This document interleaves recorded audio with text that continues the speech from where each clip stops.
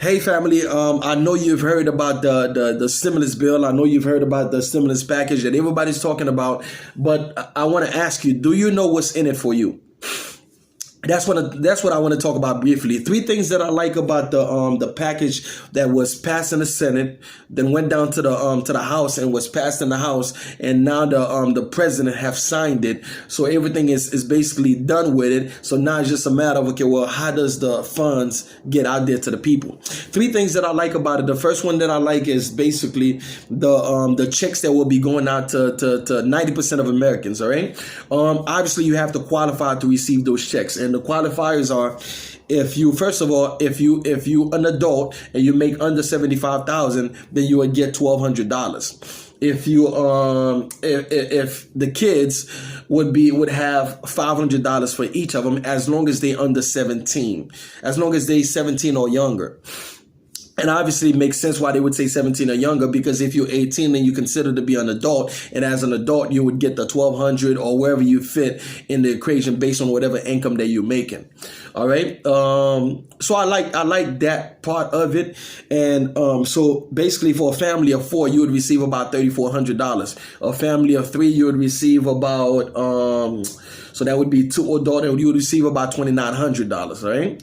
So I like that because it will bring some type of help to people that might be stressed financially right now. Maybe you're looking at some of your bills. Obviously, some of them you might be able to postpone, but your rent, you might have to pay your rent. And you're like, okay, well, I'm staying home. I'm not getting paid. I need some type of help. And I think that help would come, and that help would be fast. The second thing that I like about the bill is basically the unemployment insurance that they have on the bill for the next, at least for the next 4 months. It's extended for a longer period, but I like what they're doing in the next 4 months. Basically, they've added a little bit of meat on top of the unemployment that anybody would usually get if you was to get fired, or if you was to get laid off, or if you was to be furloughed by your job, or things of that nature. They add in about $600 more on top of what you would usually get. So if somebody that was making $600 a week, $600 a week, now unemployment would give you about $300 a week. What they decided to do was to add another $600 buffer on top of the $300 that you're getting. So you would get about $900 a week, based on the unemployment insurance that they have right now for about 4 months. And that's basically something. And the reason why they're doing that is because they don't want people to be out of a job and where they can't pay their rent or they can't pay their mortgage. And all of a sudden you start seeing evictions all over the place. You start seeing foreclosures all over the place, which is another thing that I like about the bill, that they suspended the foreclosures on houses for the next, I guess for the next 3 months or so. And they also suspending evictions. Now that doesn't mean that you don't have to pay your mortgage. That also doesn't mean that you don't have to pay your rent. It's just that you're not going to be able to get evicted right now. So if you're able to make your rent, if you're able to pay your mortgage, obviously you want to do that.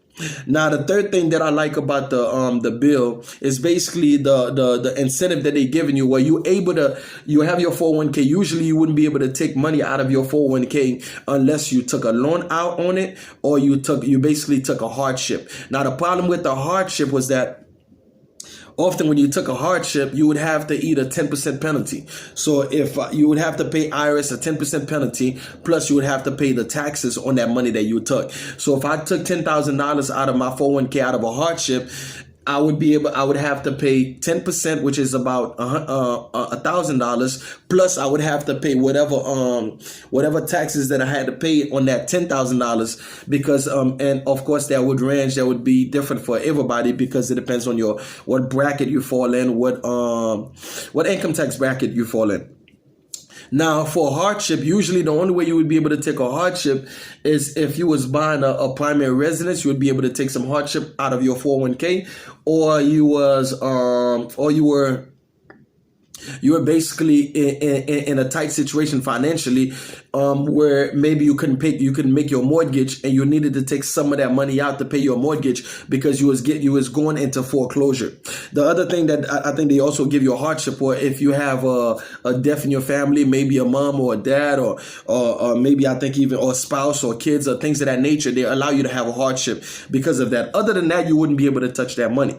So because of everything that's going on, they're allowing people to be able to touch touch the money, and you don't have to face a penalty because of it, which is good, because some of us can take that money out if we need money for maybe an emergency fund. Maybe we didn't have an emergency fund. Maybe you wasn't ready for what's going on, but you was putting money towards your 401k. Then you can access some of that money to be able to weather the storm a little bit better. So three things that I like about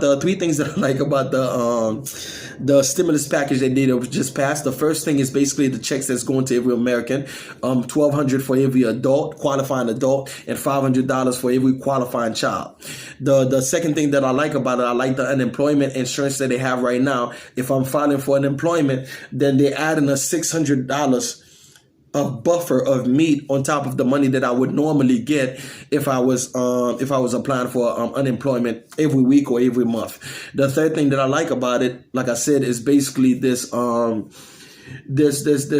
that they're doing right now with the 401ks and the retirement accounts that you have, where they're not penalizing you for taking a hardship.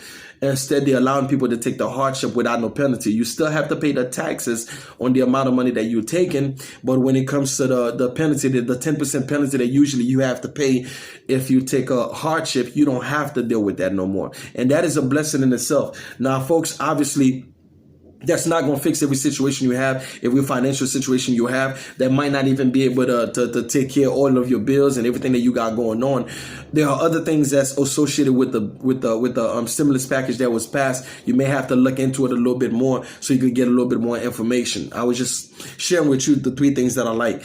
I hope you're doing well where you at. I hope you're not stressing yourself over this. I hope you're not being extra anxious.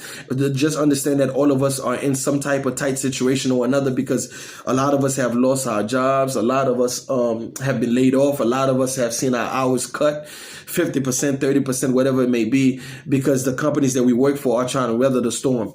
All right. Obviously, it's part of the game. You are the boss of your own life. You have to make some hard decisions about some of the things that you feel like, okay, well, you know what?